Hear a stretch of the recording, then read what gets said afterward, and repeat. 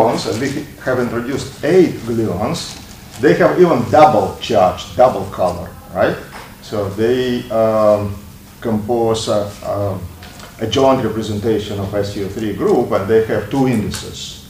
So this means that gluon can couple with gluon, and I have even shown that there are 2 different vertices. One, and they actually obey the symmetry, SU3 symmetry.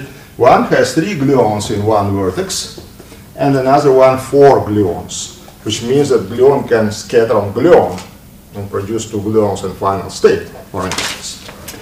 Now, that is crucial difference with respect to photons, and that leads to different dependence of effective coupling of gluons on momentum. So let me just explain a little bit more this.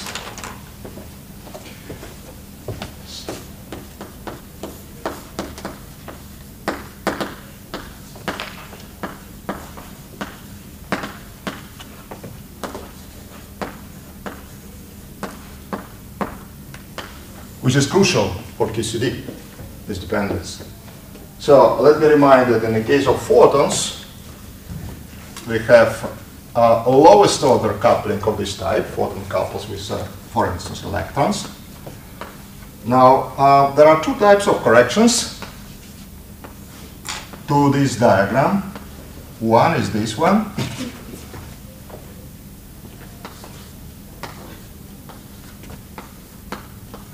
And then we can also have this one, sorry, even 3. So that we can have this one.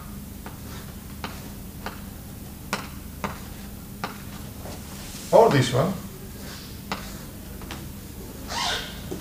And I hope eventually you will study this in QED course. But I think you have some idea, right? So there is a coupling, and then you can cook any type of complicated transitions out of these couplings. Now, in addition, in the case of QCD, and this is QED,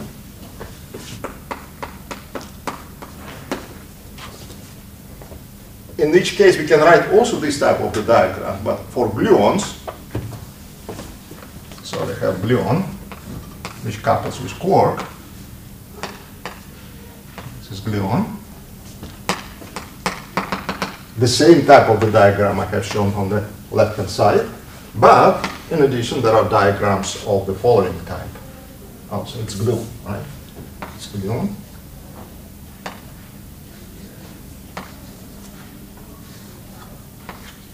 Where we have 3 couplings, 3 gluon coupling in one vertex. There are also diagrams of the type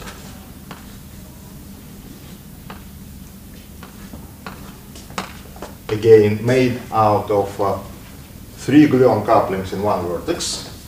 But also there are diagrams of this funny type when we have 4 gluons in the same coupling. So photon is alone, but we have 8 gluons, and therefore if you use this color index, we have a number of diagrams of this type, right, for each of the indices. So these diagrams actually dominate over these, and they change behavior of effective coupling constant. Let me put it color on Q square, and Q square precisely is this momentum of gluon here. So it's Q square. Okay. So I told already that although this diagram doesn't depend on momentum of the particles of this vertex, this coupling, when you compute this type of the diagrams, it starts to depend on momenta of external particles. And therefore, when you compute effective coupling, which is sum of all these diagrams, so in general, effective coupling is something like this. You have here work, and I'm omitting, of course, this color indices. So that is effective vertex, right? And effective coupling is what is staying here. And what is staying here is summation of these diagrams plus 2 loops, 3 loops, up to infinity. Actually, this is what we are measuring in the experiment. We are not able to measure separately this diagram, or this diagram, or just this one. So what experimentalists are doing, they're measuring sum. So what actually has a physical meaning is the sum of the diagram.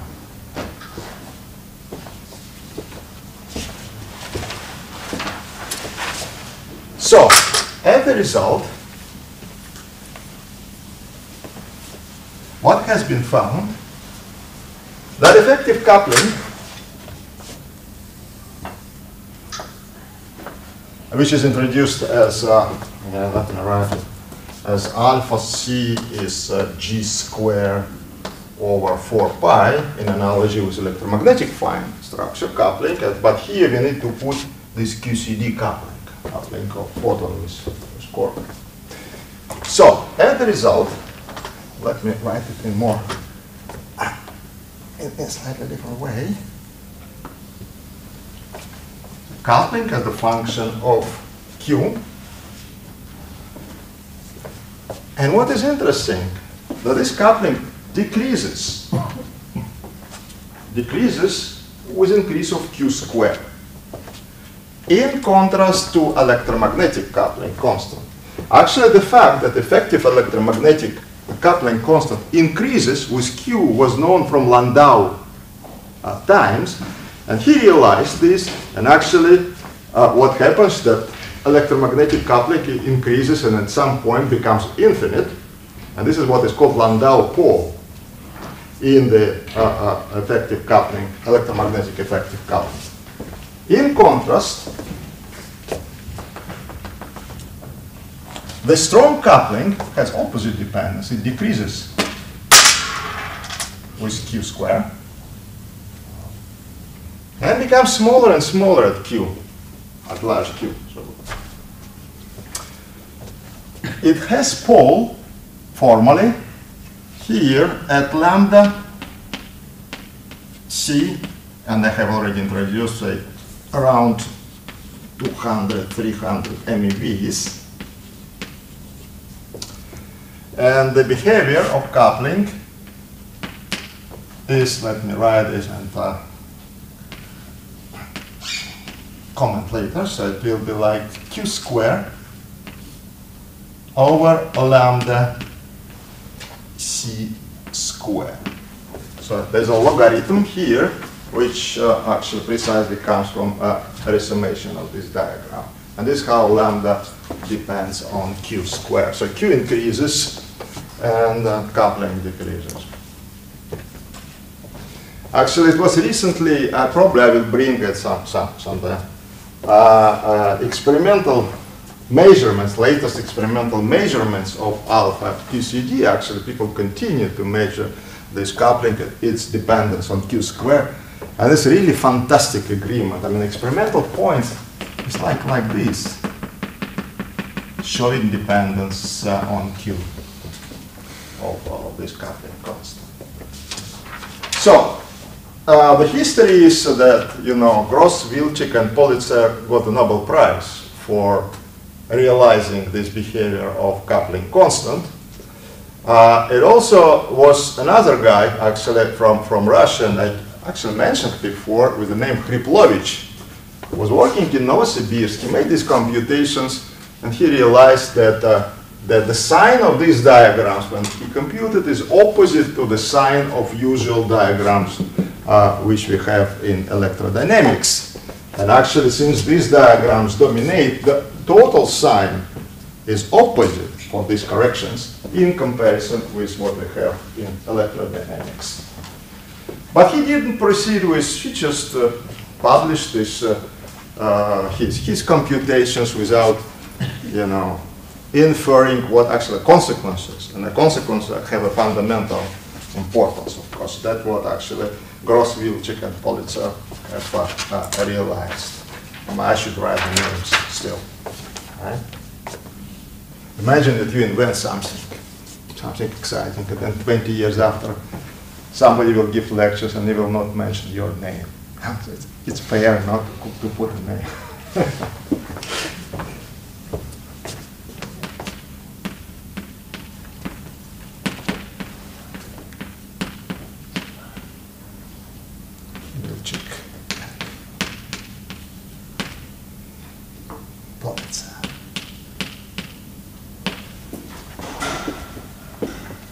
Actually, Frank Wilczek was a student of Gross, and that was essentially his first work. So he did this, compute with these corrections. Select correct supervisor, and you get Nobel Prize. Well, now it's kind of trivial, you know, this technique, and technique already was known. It's just to make computation. It's non-trivial. Some people did computations and got wrong sign. So it's important to get correct sign. But you got wrong sign, you get no Nobel Prize. You get correct sign, you get Nobel Prize. Think about this. Yeah. How we can see such diagram like this loop does not have conserved the moment of or maybe it's yeah, its form momentum is conserved because usually this is kind of element which actually you insert into some a bigger diagram, right? So you here, of course, that should not be q square should not be 0. Actually, I didn't mention. Probably I said already that gluons have 0 mass, right? So this is not a mass shell, so which means that the form momentum conservation is satisfied, but q square is non-zero, so it's not on the mass shell. It's not a particle which can propagate for a long time. Yeah, you can, of course. But if you want to deal with real particles, you can attach here another diagram. So then you will have quark scattering, and therefore all the particles can be on the mass shell. Real, not virtual. Here is a virtual particle, and you can satisfy this. But I mean the last diagram where you reduce a particle and the particle go in a loop and come back to the same point. So yeah, it's also satisfied here with one kind of comment. So you really need to do this quantum field theory to understand this better, because that is satisfied if you make kind of integration over whole space, x and t. So then you have delta functions which actually lead to, and to a good approximation that works. However, in some cases, and we'll discuss it like oscillations, you should take a finite size of the phenomena. And if you have finite size of the phenomena, your energy and momentum is not conserved exactly. Instead of delta functions, you will have something which is inverse of the size of your detector. I don't want to confuse you. So in standard field theory computations, in this respect, we make integration eventually over all space-time. You probably have written already actional Lagrangians, right? So you make integration over x, and this is over infinite space, which is actually approximation, right? So you need also to keep in mind. And so then you have conservation in all of these vertices also. This is how we are doing computation. In finite space, it's much more complicated. Okay, come back to this. So what are kind of consequences of this? So here, big Q square means short distances, small distances, right?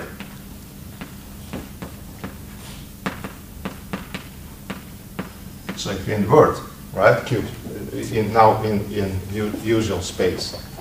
Here are short distances. So here are big distances, right, large distances.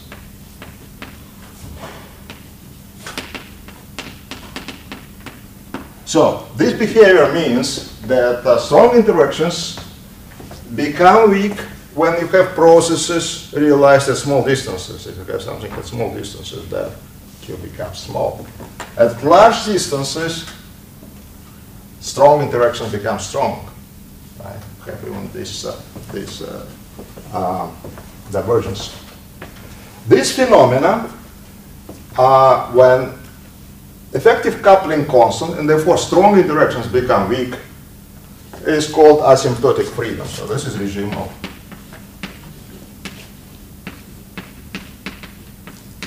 asymptotic freedom. This is we call asymptotic freedom. This, in contrast, when coupling becomes bigger in the regime of confinement.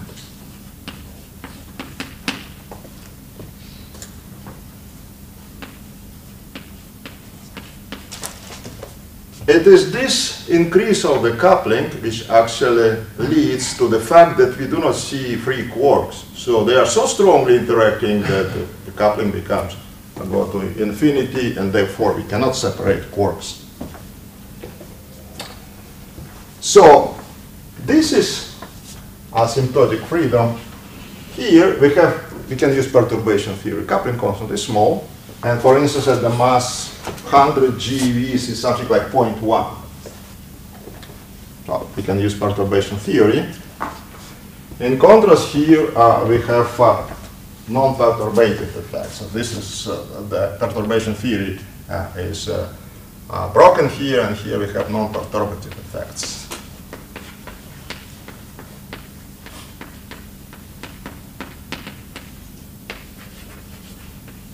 So there are some analytic studies of this non-perturbative effects, but now these days we have very important progress in lattice computations, and kind of straightforward computations using the coupling constants.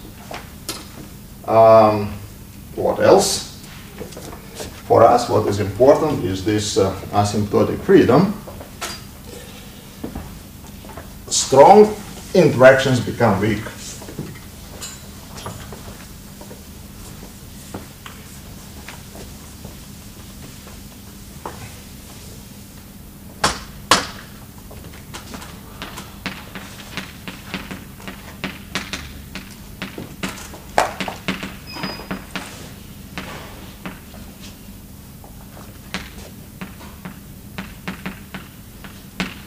At small distances,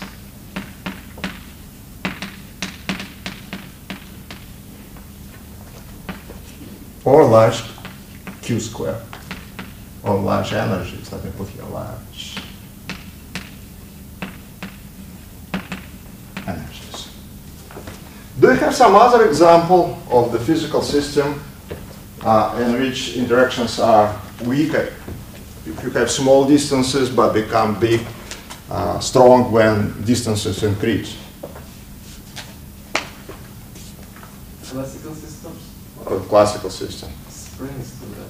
Yeah, like rubber. You just take, right? So if you have two bodies connected by rubber, and if it is, distance is small, then interaction of force is small. When you start to separate them, you increase tension, and so the interaction becomes strong. Something like this works in physical system. Okay, so this we need to discuss next topic, and this is proof of existence of color and discovery of gluons. Questions for this part? Again, once you learn how this Feynman diagram technique, all this thing, this is kind of standard computation. And you get this sign and you get this behavior. Yeah? The fact that the gluons have color charges is because non-abelian symmetry? Yes. Oh. Yes. Yeah. So that's why only your one symmetry, which is abelian. Yeah. SU2 also have, you will discuss that in the standard model of weak interactions, the symmetry group is SU2 cross U1. SU2 is also non-abelian, and therefore we have couplings of W bosons with photon, for instance, right? So W boson is charged, remember we discussed it. So it should be coupling like this.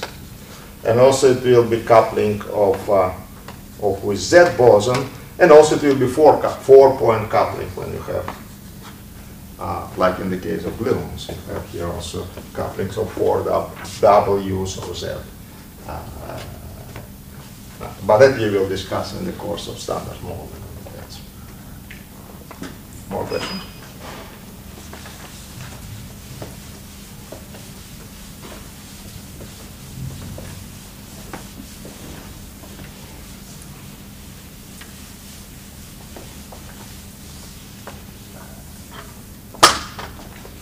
So, existence of color.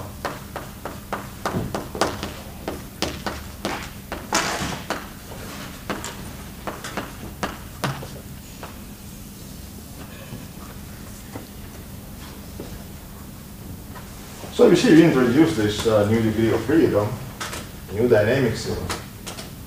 How we can prove that, in fact, these quarks which are sitting inside the nucleons, and what we have discussed, probably I convinced you that that really protons are have a composite structure, and there are at least partons, right? So partons inside the nucleons. Now, how to prove that these partons, probably which are quarks, have the color? Any idea?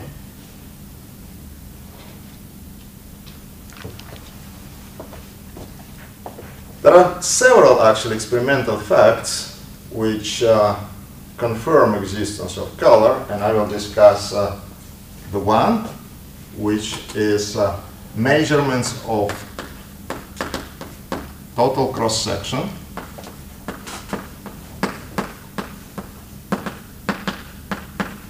of E plus, E minus annihilation into hadrons. Total is crucial. So I don't care what is final state. So what is important for me, just hadrons. And I measure total cross-section of E plus, E minus annihilation in the hadrons. So let me put that I want to compute this cross-section. So we deal with the following process. You have collision of E plus and E minus. And then in the final state, hadrons, which are pions, protons, neutrons, kaons, whatever it is. So those are hadrons.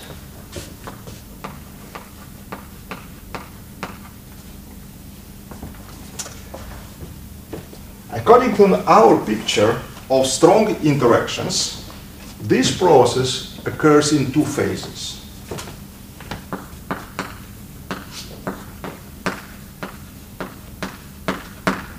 In time. First, you have annihilation of E plus, E minus into quark-anti-quark pair.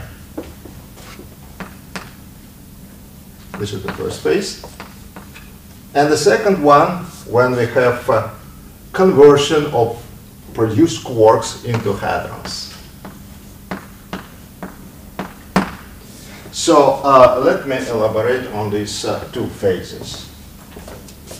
First phase is short-range phase. So what you have E plus, E minus, they collide, essentially in one point, right? And produce quark-anti-quarks due to electroweak interactions. So we have the following process. E plus, E minus into photon, and then quark and anti-quark in final state. And all quarks have electric charges, right? Therefore, they must interact with photons. And therefore, such a diagram must exist. So, let us first consider the short distances.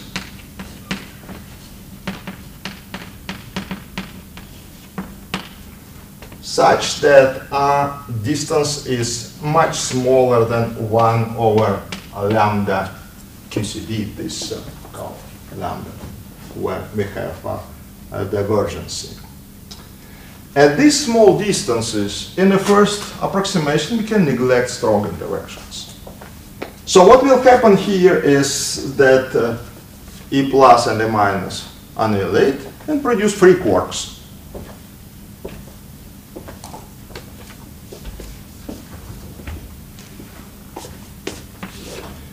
Now, these quarks, produced quarks, start to separate from each other, right? So you have collision E plus, E minus, and then quark, anti-quark. They start to move apart. It's the second phase.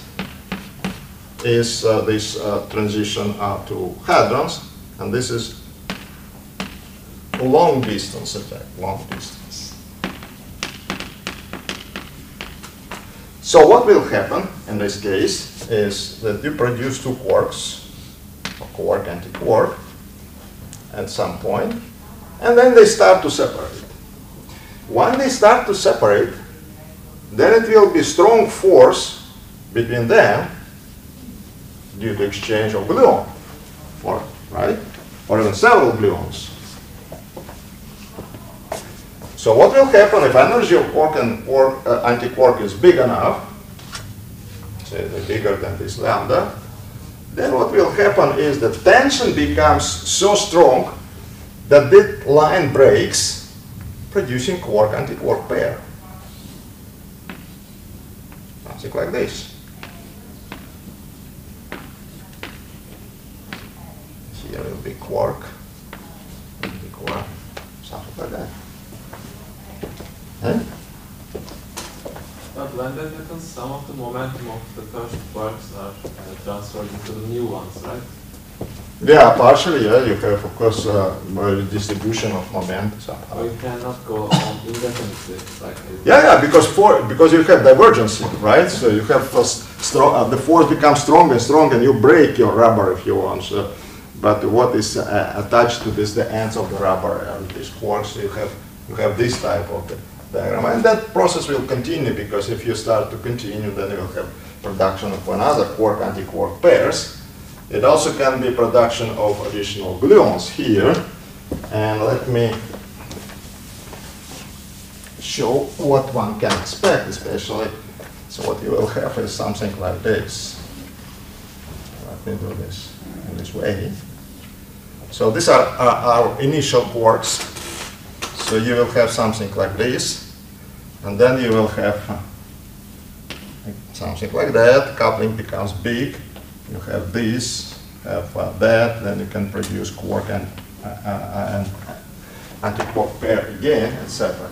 So what you eventually have the process of what we are calling fragmentation of quarks. Also, it's not good because quarks themselves are not split, but what happens is that you have proliferation of the secondary strongly quarks and gluons.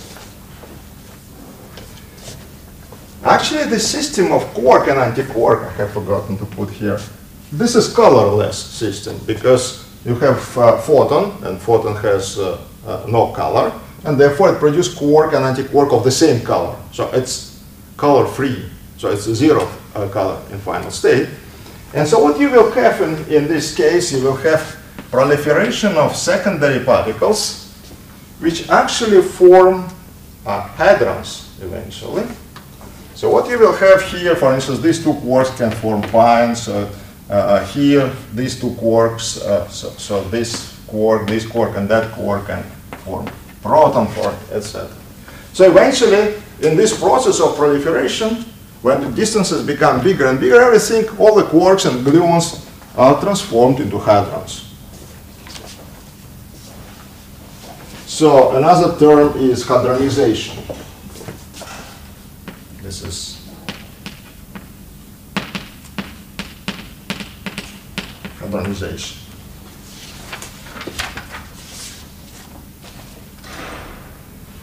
Actually, what is interesting that when usually we have this type of the interactions, the emitted hadrons are not isotropically distributed, but they are kind of moving in hadron jets. Here jet, and here's this is the case of two jet. So which means some complex of hadrons. What is jets moving in roughly the same direction. And this actually reflects our picture that first you produce quarks, and actually these jets are kind of eventually due to conversion of our quark and anti-quark. So that jet, for instance, originates from anti-quark, and this is from quark. Of course, they also attach some gluons and some other quarks, soft gluons, so that they become form colorless hadron systems. But the fact that we have these two jets, which precisely reflects production of quark-antiquark pair with high momenta in the first place. Now let's come back to our problem. We want to compute total cross-section. Let me see if I need this. So I need to compute total cross-section of annihilation of E plus, E minus into hadrons.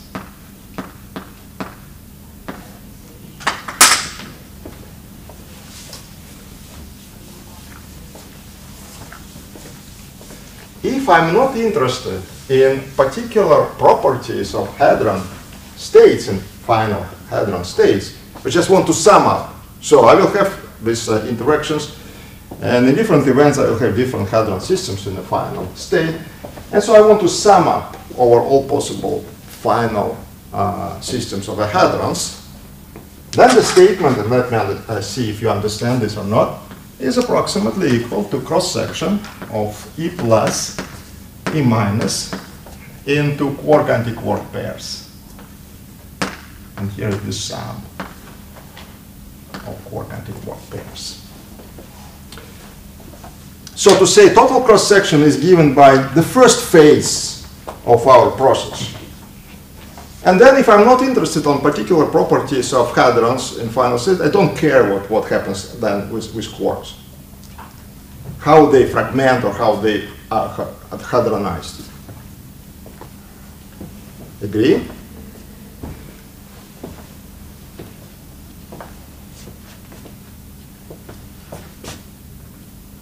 Agree or not agree? Or not sure? But you agree. So what's This summation is over flavor of quarks or color? everything. So I need to sum up of all possible quarks, right? So this is important. When we have jet, we have them always so in pairs. We never have like No, you can have 3 jets, for instance, 4 jets, 5 jets, but in the kind of the most probable is that you have 2 jets. Then we will discuss actually discovery of gluons and that precisely 3-jet formation. And I will explain how it happens. But even this doesn't matter so for this problem, because in the first phase we have perturbative theory, because strong coupling, we can neglect strong coupling, right? It becomes strong when quarks separate and start to produce some secondaries. Agree?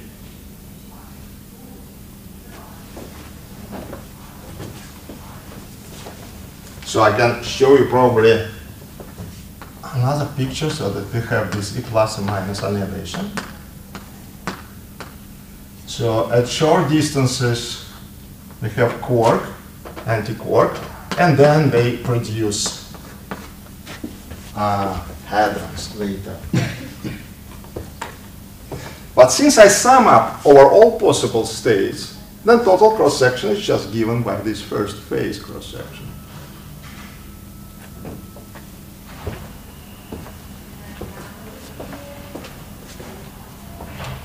Okay? So now let us compute this cross-section.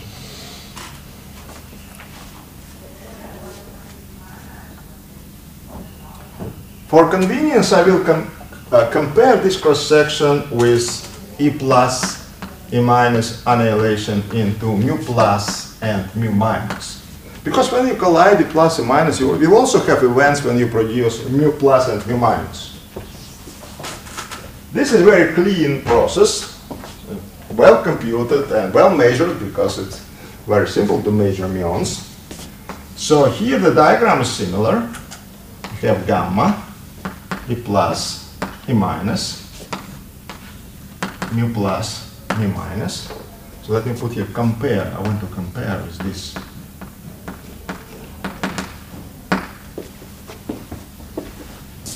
Okay? And the cross-section of this process actually can be written immediately, and since you know now very well these methodics of using dimensions, it's given by 4 pi, then alpha square Really, because you have E here and E here, electric charge. So E squared, and then you square when you compute cross-section, so it will be alpha squared, 4 pi. And then it should be divided by what? If you are at higher energies, the only dimensionful parameter is S, total energy in the centrum of mass squared. So it's just by dimension arguments you can write. And a precise computation gives you a factor of 3.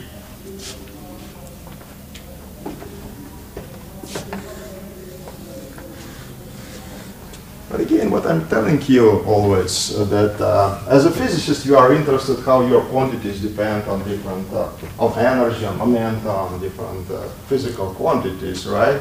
So, and this you can really recover in such a simple way. Eventually, you are not very much interested. Well, in some cases, it is very important, but in many cases, okay, as a physicist, of course, you should know finally these coefficients, but the physics is in dependence on physical quantities. Okay? So this is for such a process. Now what you would write for annihilation into quarks? So let us take the quark of a given type I. So how you would write cross-section of quark and quark?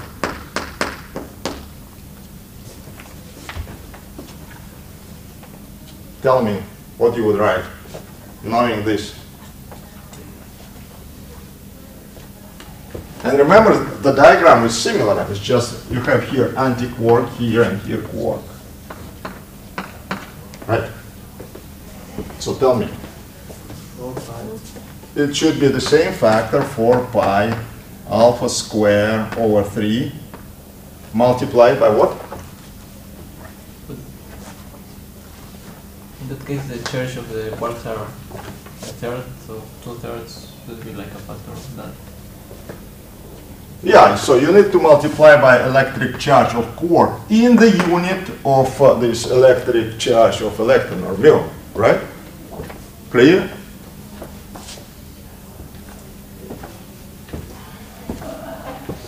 So, then the total cross-section into hadrons, this is what we are computing, is given by the sum over this sigma quark anti-quark. Okay? And now what experimentalist measures, and it's simple, to measure the ratio of cross-section of into hadrons and to mu plus, mu minus. And this is even experimentally useful because many methodical errors disappear from this. So you can compose the ratio, which is sigma total hadron over sigma mu plus, mu minus. And it will be given by just sum of qi squared. Squared because we can compute the probability, right, cross-section. So the diagram is proportional to q, and here is q squared. Agree?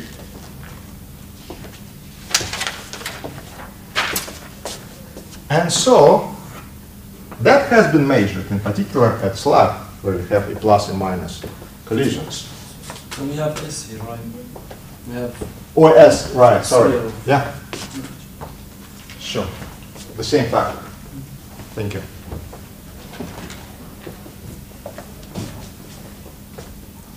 Okay.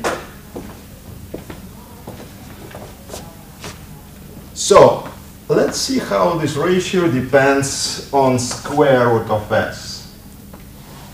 I measure this in GeV. Suppose you are at lower energies, and remember at slug they can scan over S. They can change the energy of the plus and minus, and therefore they can check what's going on at different square root of S. So one of these benchmarks is 3 GeVs. And you probably will tell me why. So suppose you are at lower energies. What will be the R at lower energies?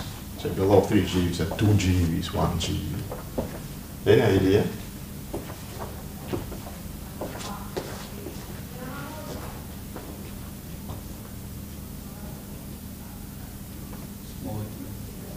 So let me give you some hint. Remember, big quark has the mass around 4.5 GeV, 4.5 GeV, right? So the question is, can we produce big quark? So we have a plus and minus, let me write it. A minus, B bar, in the range below 3 GeVs. No, because you cannot, right? So which means that we need to count which kind of quarks can be produced in a given interval. So below 3 GeV, tell me, which quarks can be produced? U, D, and S, right. So here we have U, D, and S. Charm already is heavier, right? So you need to produce a charm, anti-charm, you need to have more than 3 GeVs. Or close to that. So then we need to sum up over the charges of this quark. So what you will get? So let's make summation. U quark, it has what? 2/3 square. D quark has 1/3 minus 1/3 square. And the same as S quark, 1/3 square. So what you will have here? You will have here 4, then this is plus 1, this is plus 1 over 9. So 6/9, you will get what you will get? 2/3, right? So the answer is 2/3.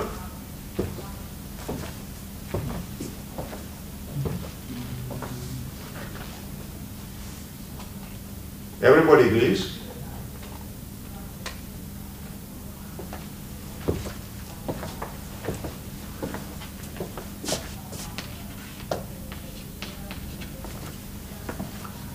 You think so? Any kind of? To be sure to figure out.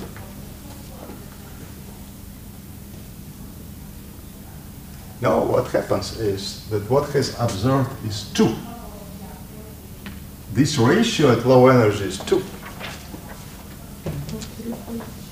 Because each quark is represented in 3 colors. And these are different quarks in the sense you need to count. So we produce quark, say yellow, yellow antiquark, blue, blue antiquark, red, red antiquark. Those are different degrees of freedom. Okay? And this interaction is actually color is conserved. So you have red and red, blue and blue. Okay? So which means that you multiply this by factor 3 just because of the color, and then you will get 2. Does it convince you that color exists? Or you can suggest some other explanation of this? If you didn't know about color, how the sigma expression changes, kind of like you just multiply by the. No, this is what I do. So this is the same expression, and the issue about color enters here when you make summation, and essentially this ratio is proportional to QI squared summed over all quarks. So which means that cross section also will be 3 times smaller if you do not take into account color. Okay, convincing? Good. So not only this, you can continue. Above 3 GeVs, actually here there's resonances which are related to J psi.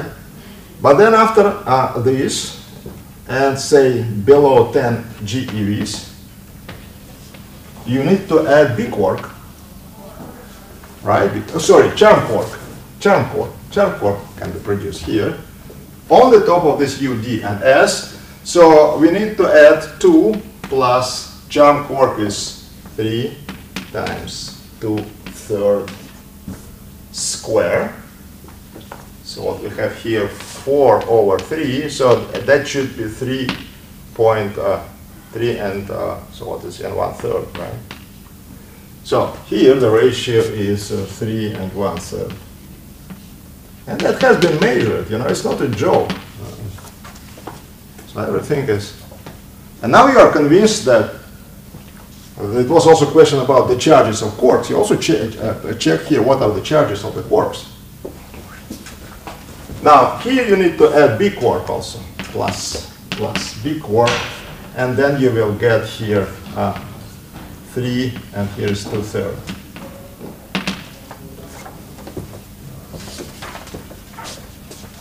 Okay?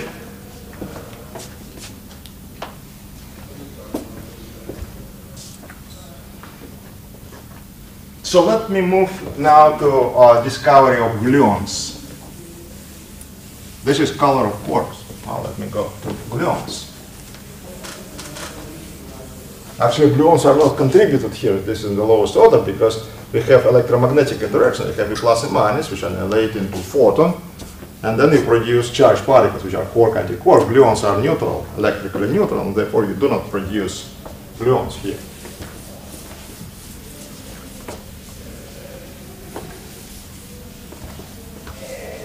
You need to count only quarks, it's enough. So quark quark themselves can further produce gluons.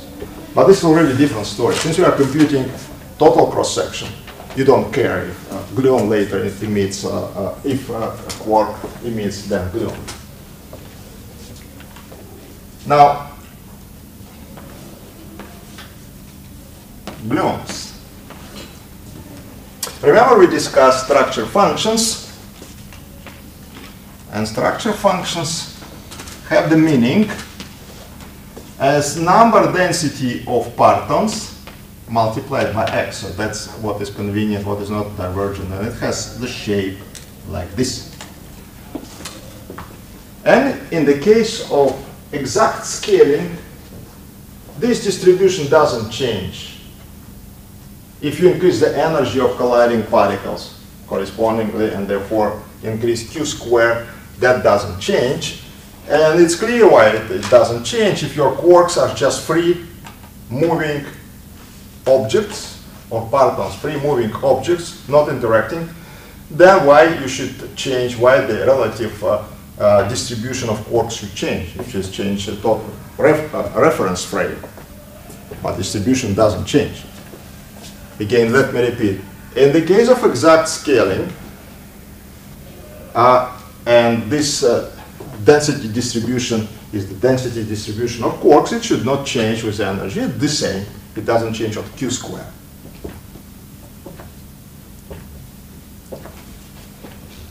First thing which people recognized is that you can compute total momentum of say, which carried by quarks, which is given P by Pn, this is momentum of nucleon, and then dx and x, and then I need to sum up over all quarks, right? Oh, and x also should be here, right? X. So Pn multiplied by x gives me the momentum of a given quark, and then I make integration over the x. Agree? 0 to 1. So what has been found that this is actually smaller than 1/2 of Pn. So which means that quarks carry only part of the momentum of nucleon, and even bigger than half of the nucleon momentum is in something else. And of course one can say, okay, that probably is the contribution, rest is contribution of gluons.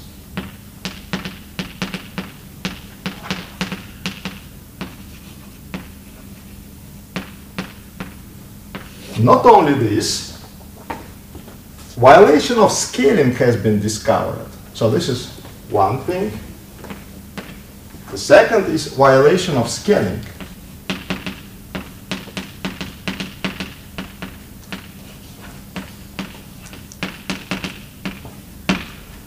the experiment showed that actually these number densities of partons depend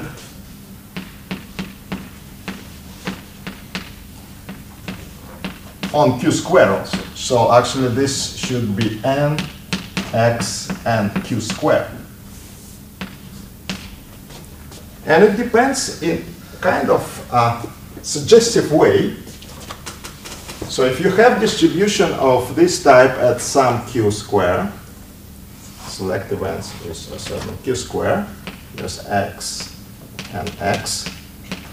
Then with increase of Q square, what happens is that number of quarks at low X increases, but number of quarks at high X decreases. So it's like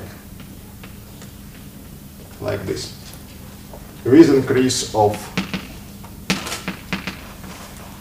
or let me put it in a different way. So that is, say, Q1. That is Q2.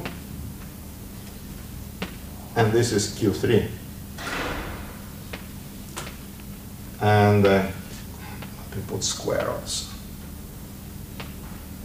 And Q1 square is smaller than Q2 square and smaller than Q3 square. So with increase of Q, the distribution becomes more sharp toward the small x.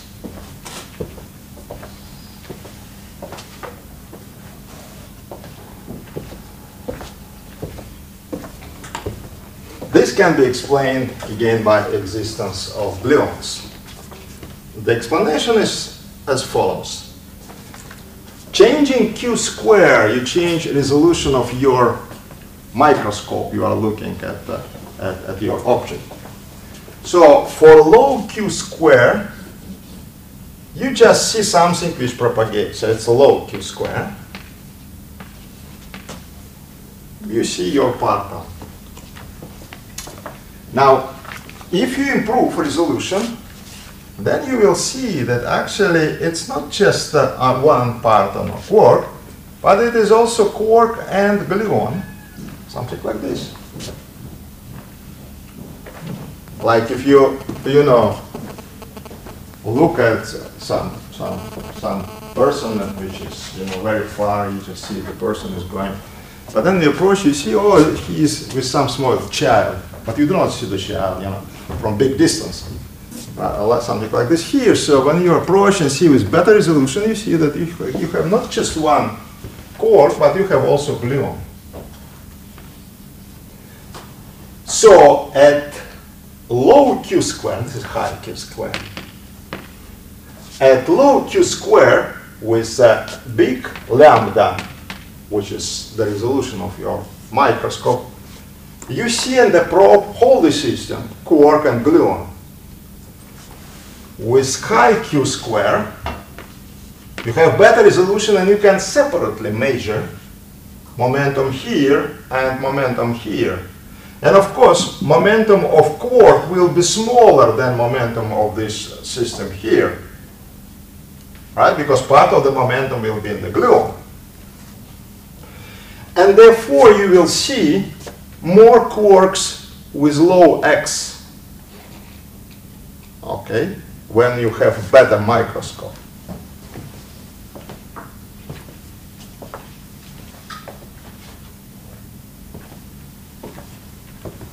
Agree? So this is low Q square and this is high Q square. And this is why the distribution changes in such a way. Yes. Is it becomes like a direct data, like infinitely thin and sharp if you increase our resolution?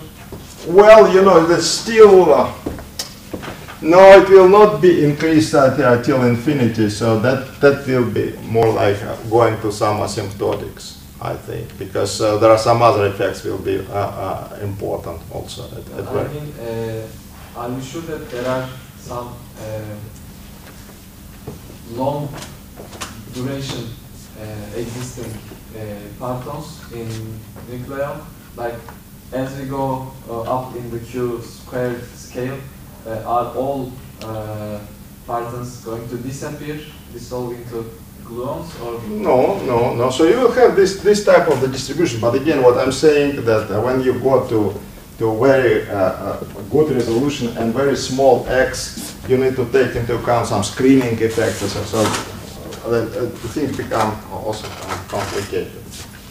But distribution becomes, so still you have some probability to find a quark here. So in the experiments which we have discussed, we do not probe gluons, remember, so we use, for instance, electron scattering, which means that we probe only charged particles, right? So therefore, here, with good resolution, we just will measure, we are sensitive to quarks, not with gluons. So which means that something will just take momentum from quark system, yeah. When we did the scaling and we showed that the density of quarks depends on, it doesn't depend on x or something like that. No. No, it depends on, it doesn't depend on Q square. Yeah. Precise scaling, and it's clear because if you have no interactions, if you switch off gluons, then you have some distribution of partons over x. Now, going to higher energies or high Q square means that you just make a Lorentz transformation, you go to some different Lorentz frame, but it should not change your distribution, relative distribution in x. And x is actually, remember, x is Lorentz invariant. We assume there that there is no interaction between quarks. Yeah. So is that already the asymptotic freedom we discussed? Yes, so that is kind of this picture I have forgotten to say. The asymptotic freedom is also supporting what we have discussed, scaling and the lowest approximation. Yeah. And at low Q square, there, even though we do not see the gluons, does it also take the half of the momentum of the nucleon? It also changes, but I think even for higher energies, amount of momentum in gluons is something like half, but then it becomes bigger. Actually, I a little bit exaggerated because the change is not kind of proportional to Q squared. It is less profound. But again, when you have this bad resolution, what happens is that effectively you measure momentum of whole the system and not just quark, because what happens if you have bad resolution, your gluon is emitted, but it also then has a time to be reabsorbed, and you have something like this. So measuring with a bad resolution, when all these things kind of, your quark is dressed, we are saying, by gluons, you measure momentum of whole the system, not just quark. To measure momentum of quark, you need to get a better resolution. You see the same kind of feature. We started essentially our course discussing this type of the microscope effect. You know, it appears in different places in the same way. That's amazing. Okay. Now let me discuss discovery of gluons.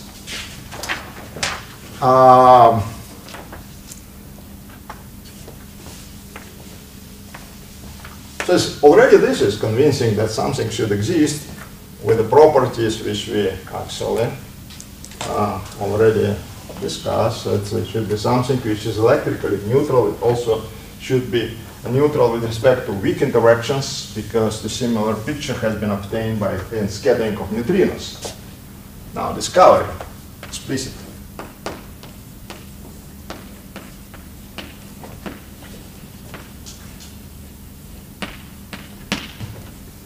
So discovery of gluons is observation of 3 jet events. Let me explain what it is. So you have Phi plus and minus annihilation into quark-antiquark pair. But then quark or antiquark can emit gluon. So we have this vertex, right? For our consideration, before it was not so important because we kind of cut our picture in this way, here somewhere. But in principle, then one of the quarks can emit gluon, and so in this case we will have the process E plus, E minus, go to quark, anti-quark pair, and gluon. And so what we should see is E plus, E minus, and then 3 jet events, something like that. And one of these jets should have the higher energy, and the sum of these energies of these 2 jets is approximately as this single jet, which actually reflects this picture. So the energy of a jet produced by this quark and jet produced by this gluon is approximately the same as energy of a single anti-quark. Of course, in the reference frame, when you have laboratory frame coinciding with system of centrum of mass. So the first hint of production of gluon was in 1979, and now these are discoveries in Germany in DAISY accelerator and the DAISY center, and they had this machine E plus E minus machine Petra. Plus and minus. So what they have found using Tasso detector,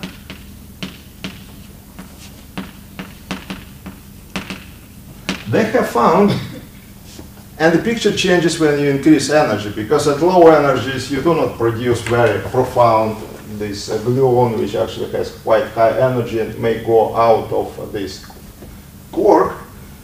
They have found widening of one of the jets. I will show you probably tomorrow or on Monday the pictures of this widening of one of jets. So what you have is a plus and minus annihilation, then one jet is like this, and another one is like that. I'm not putting here. So, what was interpretation that actually this is composed of 2 jets which are merged. So was not enough energy to have events when gluonic jet separated from parent quark jet. So this widening. And finally, discovery of gluon is by Jade, a detector, in 1984, and they saw clearly, let me still write here, because the most important material is in the corner of blackboard, turns out. Let me break this rule. So what they saw is the following: the plus and minus annihilation, and then saw one jet, another jet, and the third jet. So actually I put this, but this is what is really attractive of hadrons. That's what I have seen. So that is E1 energy. They measure the energy, E2 and E3. This jet has the lowest energy, and it is ascribed to jet due to gluon. And this is quark, and this is anti-quark, or vice versa. Now, so there's this hierarchy of energies. E1 is bigger than E2 and bigger than E3, and actually E1 is approximately equal to the sum of E2 and E3. They also measured angular distributions, and one of the important angular distributions, you have this jet, you kind of find the centrum of this jet, and then what you can measure the angle phi between this direction, and that was original direction of 2 quarks, and the jet which you ascribe to gluon. Dependence of events, and they measured different events, and in different events that was a different angle. So they measured distribution of number of events over phi, and this distribution, so phi distribution,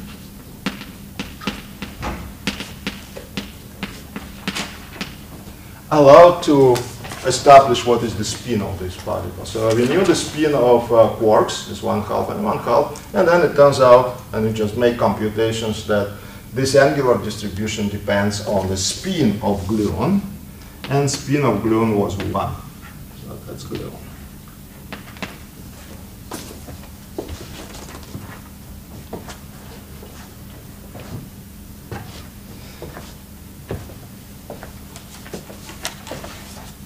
Okay? Yeah. When they measure these jets, they get still hadrons, not Yeah. very quarks. So Yeah. how can they be so sure that which jet corresponds to which gluon or quark? Well, you will see, I will show you the pictures. So again, the pictures is like this.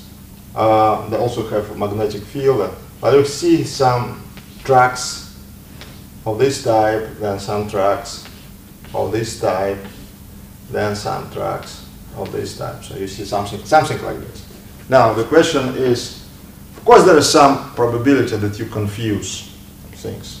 But again, from physics point of view, the most probable configuration is that this gluon has the energy which is smaller than the energy of this one.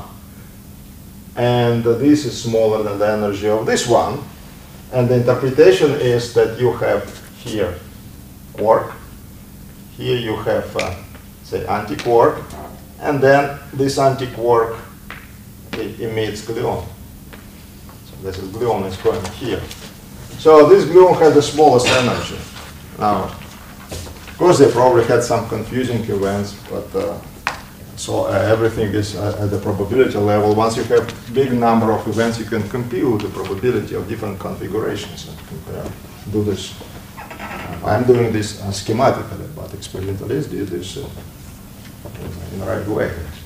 Also, the confinement is also valid for gluons, right? We cannot see Yeah. three So gluons. yeah, and what is also important that this kind of behavior of coupling constant when it kind of diverges at lower energies is if the gluons are massless. So that's also important. They are massless, and therefore you have exact gauge symmetry. You have no violation of color. That has not been found. If you have violation of the color, then certainly you would see the free quarks and gluons. Okay. Now we are switching to resonances. So, for time being, we finished with strong interactions. Yeah. More jets are seen Yeah. like in different Then directions. 4 jets. Like the vertex of these other jets are also in the same thing, or will be like, because Well, so when I'm saying large distances, big distances, I keep in mind something like 10 to the minus 14 centimeters, or 10 to the minus 13 centimeters, or 10 to the minus 12 centimeters. For me, 10 to the minus 12 is already a big distance. Okay, so everything is 1 point. Yeah.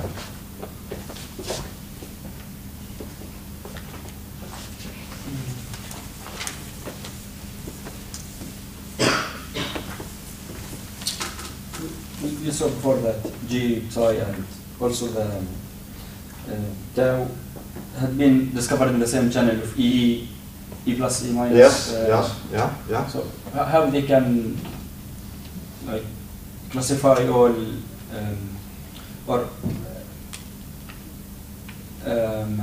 distinguish between them, or set the other one to background? How they will Oh, you see, the J psi appeared as a resonance. Remember, we had some peak. These are different type of events, different type of observations, although they are done in E plus and minus. Now, E plus and minus. Then you study what is in the final state. In the case of tau lepton, there are these strange events with electron and muon. Right? So, J psi in a final state, you had again E plus and minus, but then you also made a summation over all the channels in certain energy range.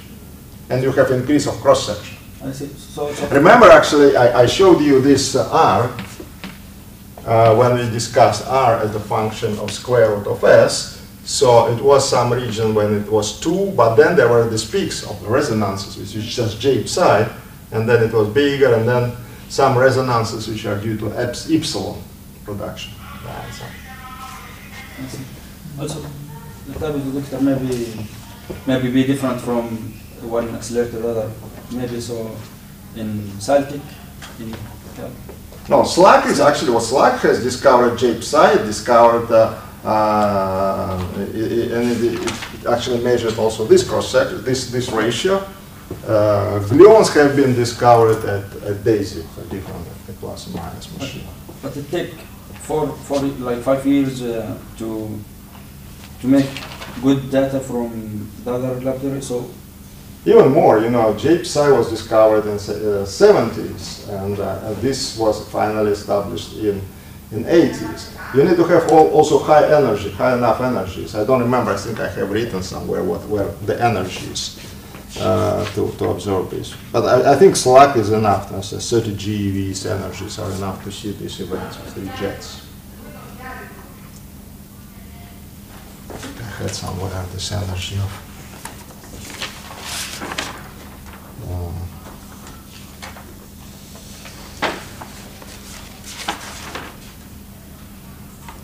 No, it's not here. I can look. I think I will, in the slides, I will show you what are the energies. Okay? So, now let's go to resonances.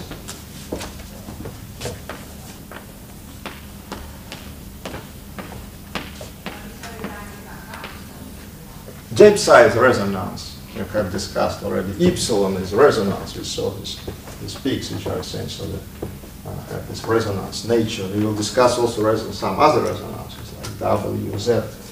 And the point is that practically all the particles, we know most of the particles are decaying particles, right? Only a few are not decaying, and there's a good reason for them not to decay. So who is not decaying? Who is stable? Okay, gamma photon is stable because it has 0 mass. Or maybe it has still some very small mass, but at least for time being, it looks like it's massless. Also gluons, they have mass 0. So one of the reasons is that mass is 0 and particle doesn't decay. Another reason is that particle is the lightest one in the family of families with conserved quantum number. So electron is stable, right? Because it has electric charge. And all particles which are lighter than electron, like neutrino or photon, are neutron. Although people are continuing to search for decays into neutrino and gamma.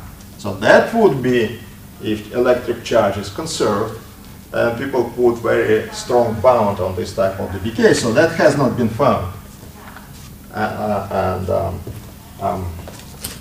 So we consider that electron is stable. Now, proton is the lightest particle with non-zero baryon number, right? So it's baryon number which takes care of stability of the proton. Well, baryon number may not be as fundamental, and therefore it may still happen that, because we have no gauge symmetry, we don't know, maybe it exists still, gauge symmetry, exact gauge symmetry, which is responsible for baryon number. So for time being, it is just U1 global symmetry, but it can be broken easily. We know this is breaking. Now what else? Neutrino. At least the lightest neutrino, because we have 3 neutrinos and the heaviest can, of course, decay into lightest neutrino. This we know. Also, lifetime can be bigger than, much bigger than the age of the universe. So neutrino cannot decay into, say, 2 photons.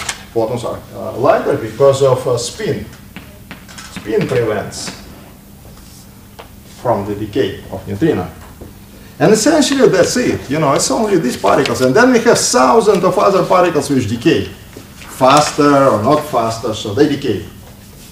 And in general sense, all they are resonances. Although we refer usually to resonances as particles which have quick decay, fast enough decay.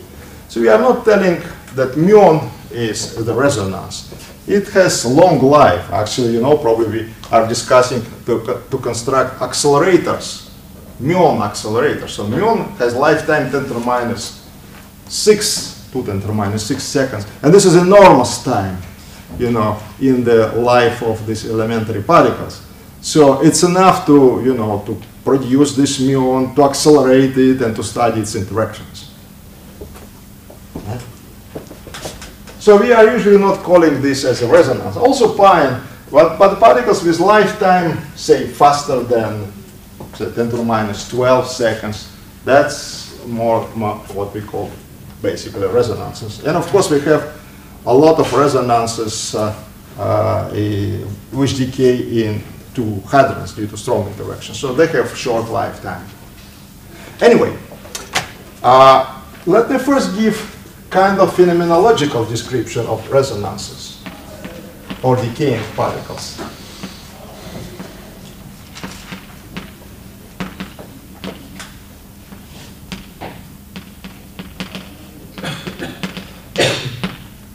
Suppose we have n0 number of particles in initial state.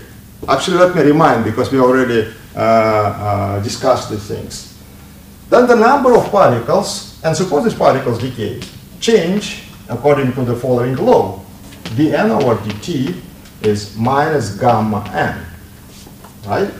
So the change of number of particles in your system, because they are decaying, is given by the number of particles, and this is the rate of the decay. So this is the rate of the decay.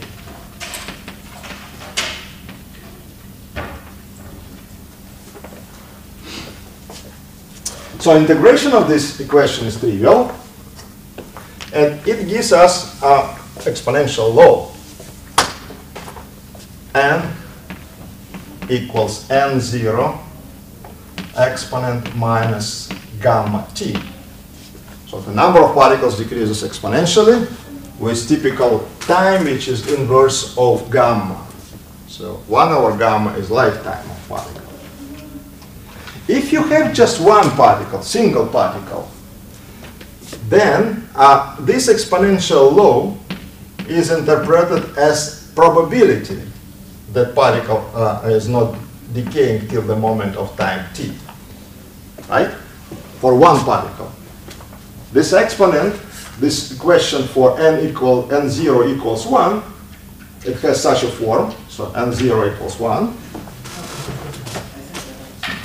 And the interpretation is that it gives you the probability that you still find that your particle not decaying in a given moment of time t. Okay? As we know, the probability is given by moduli square of the wave function. And in our case, this is wave function of t. So this is wave function.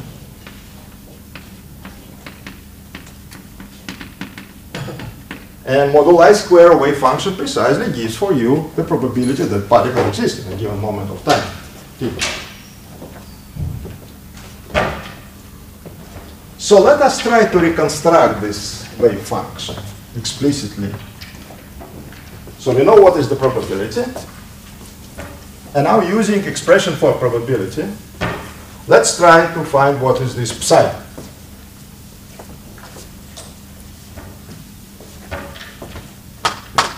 So how you would write psi as a function of t and x? Knowing that the moduli square is given by minus gamma time. What you would write, of course, exponent minus 1/2 gamma t, right? So when you square, you will get your minus gamma t. And then if your particle is just free particle, as what we are calling, what we have is this plane wave, this is described by plane wave. So we can write this, put this at the same level. So it's minus a kx, and this is for momentum. Agree? Now let me describe this in the rest frame of the particle. And then psi as a function of time is given by exponent minus E0 time minus 1/2 gamma t.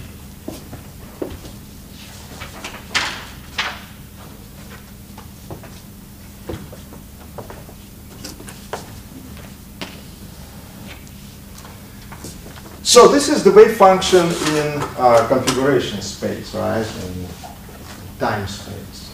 So let's find the wave function in energy space.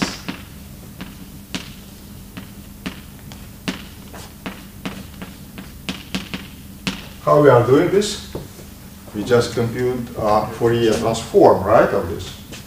So let's compute Fourier transform to find psi corresponding wave function in the energy space. So we do the following: dt exponent I e t, this wave function in the time space, and that can be written as integral over dt I e minus 0 time minus 1 over 2 gamma t.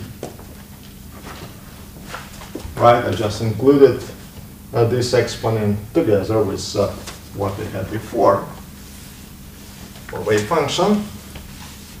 And the integration from 0 to infinity gives to me, I will not do this explicitly, you can check this, that gives 1 over I e minus E0 plus, oh minus, sorry, minus 1/2 gamma.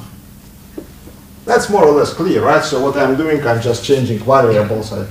Here depends on time, and right? So no need to repeat them. Then I will get this expression. Now, then the probability as a function of energy will be given by this psi energy square, and it will be given by 1 E minus E0 squared plus 1/4 gamma squared. And this is total rate of the decay.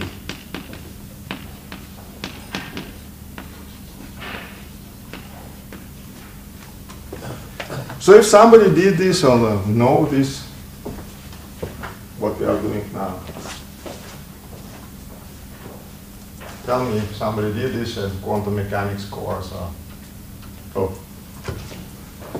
So we are coming to a very interesting result. So what we found here is Breit-Wigner peak, what is called.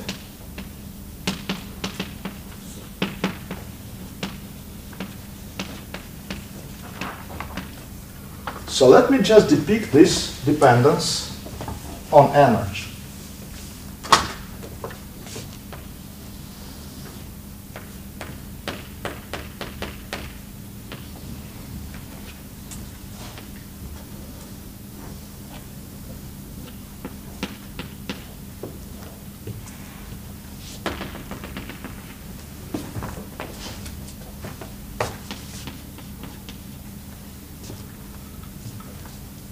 And the width of this peak is precisely given by gamma. So what is this interpretation? We have found wave function of decaying particle in the energy space. This is what is this. Now what is the meaning of this peak? The meaning of this peak is that decaying particle has no definite energy.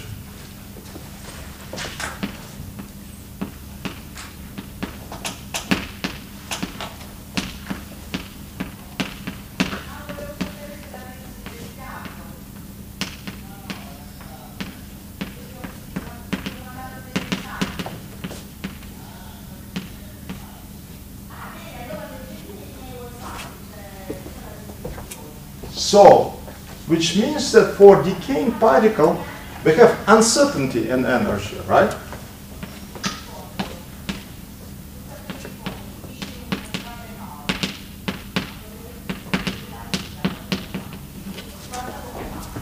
Which is actually reflects uncertainty in time, according to uncertainty relation. What is this uncertainty in time?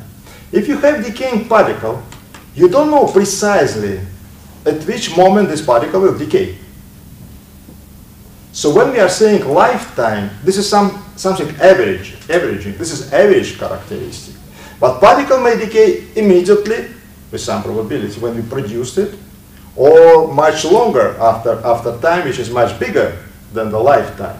So there is this uncertainty. We already had an uncertainty in time.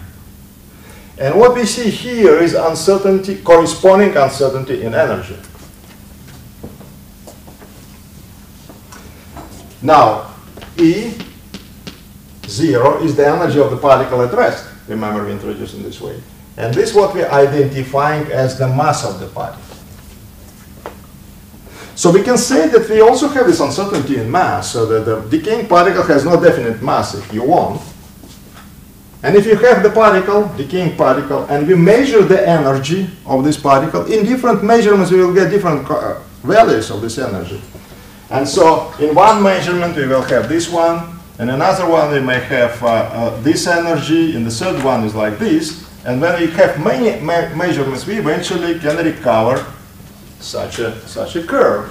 And the classical example is Z0, and we really can measure with high precision this curve for Z0, a particle which is responsible for neutral current interactions, and you will discuss this in the standard model course. So we refer to mass as the energy in which we have maximum for decaying particle. So when you see some particle fastly decaying and see the value of the mass, this is the parameter which actually gives you position of the peak here, exactly, so the maximum of the peak. This type of the peak is actually explaining what we have observed already. When we discussed HEP-psi, we had this peak, so that actually signifies appearance of some particle which then decay. Now, what else?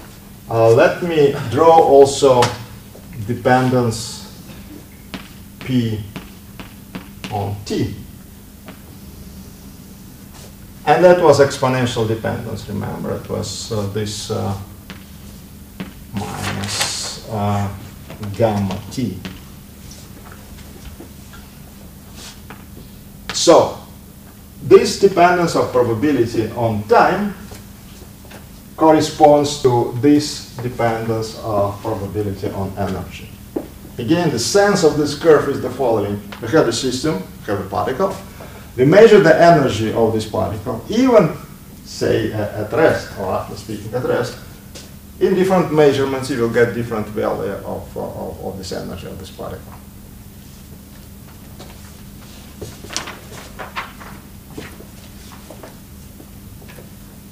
And the last, and I will finish at this point, we will discuss how this phenomenological consideration is realized in the field theory.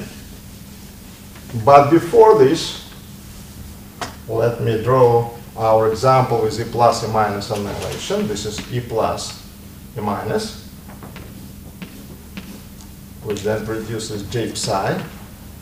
And then it decays, for instance, in mu plus, mu minus. So this is the process in S channel. So what we call when particle is propagating in this way. So this is the time is here, and so we produce a single particle here. And then we can measure mu plus and mu minus energies, and we can find what is square root of S. And we can find square root of S distribution, which will have precisely this peak. Well, the problem is, eventually people measured this. The problem is that J psi is too narrow resonance. For epsilon, that is done. For J psi, we also have this kind of resonance in this channel.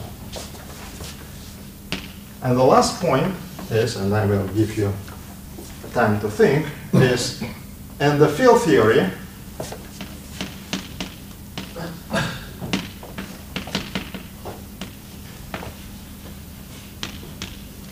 this diagram would correspond to the amplitude which we compute for this diagram will be proportional to the propagator of J psi,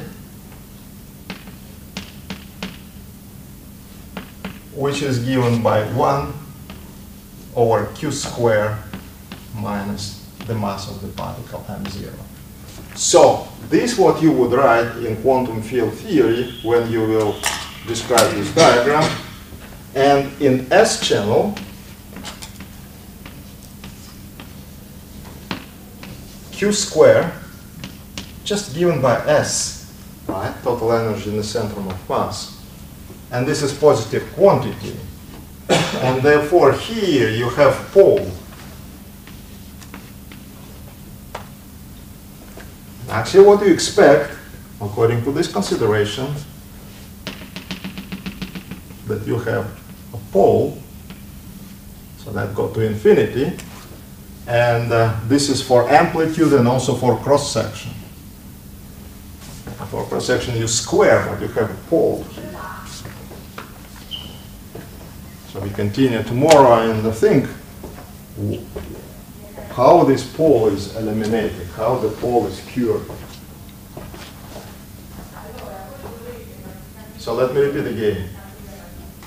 When you have this process, you compute the amplitude and then cross-section, which is squared of the amplitude, you will have propagator. So this element in the diagram corresponds to propagator of J psi. Well, this is clearly, you need to put propagator right anyway for this. That's what we described by propagator. And propagator, apart from other factors, have this q squared minus m0 squared in denominator. Now, in S channel, q squared is positive, in T channel is negative, and we have exchange not in this way, but in this channel, orthogonal way. S, q squared is S, is positive, and therefore we have pole at square root of S equals m0. So the question is, what eliminates this pole? Because of course we have no infinity, right, in physical measurements.